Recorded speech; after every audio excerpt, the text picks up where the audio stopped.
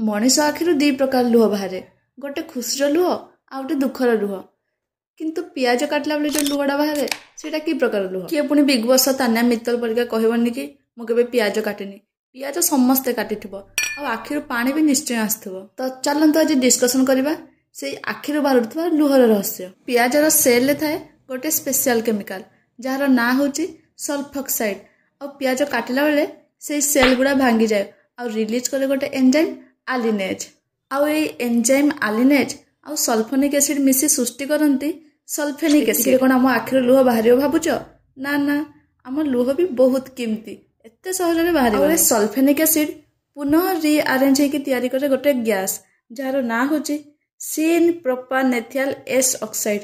बाप रे की खतरनाक ना। आउ ये गैस टा आम आखिर टीयर ग्लैंड को इरिटेट करे से टीयर ग्लैंड इरिटेशन कमेवा आम आखि रिलीज करे पानी जहाँ आम लुह बोली दुनिया रे एमती किछि प्रॉब्लम नहीं जहाँ कि सॉल्यूशन नथिबो। तो ये पियाज ପାଇଁ भी गोटे सॉल्यूशन अछि।